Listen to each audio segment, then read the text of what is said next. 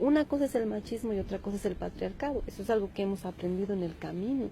No pasaba porque nuestros compañeros aprendan a cambiar a una guagua o a bañar o que laven los platos. Es más que eso, ¿no? Esa conducta es el machismo. Pero el sistema que genera opresiones, explotaciones, eso es el patriarcado. Entonces, por eso es importante reconceptualizar el patriarcado. En la reconceptualización, en lo que decía Julieta, entender al patriarcado como el sistema. No es un sistema más, no es producto del capitalismo, no es consecuencia de la colonización, no es una forma de racismo, no, es el sistema de todas las opresiones, todas las discriminaciones y todas las violencias que vive la humanidad y la naturaleza, construido históricamente sobre el cuerpo de las mujeres. ¿Y qué nos hace pensar entonces eso? Que todas las opresiones, por ejemplo, la explotación que genera el capitalismo, ¿dónde se ha aprendido? ¿Dónde la humanidad ha aprendido a explotar? ¿No?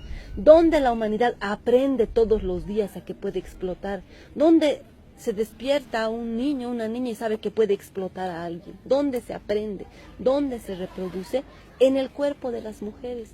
La humanidad aprende a explotar y a dejarse explotar porque en la casa hay una mujer que hace el trabajo de la casa, cocina, cría a los hijos, y ni siquiera eso se le llama trabajo, y nunca se reconoce ese trabajo. Entonces estamos viviendo al lado de alguien que es permanentemente explotada, y estamos explotando a alguien, que puede ser mi mamá, que puede ser mi abuelita.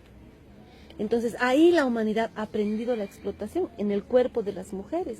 Ahí se sostiene el capitalismo también, en todo el trabajo que hacemos las mujeres, que no es pagado, y que le beneficia no a mi esposo, que es el que sale a trabajar bien comido, con su ropa limpia, después de que yo he cocinado, yo he lavado, no le beneficia a él, le beneficia al patrón, al dueño de la fábrica, ¿no? A las transnacionales.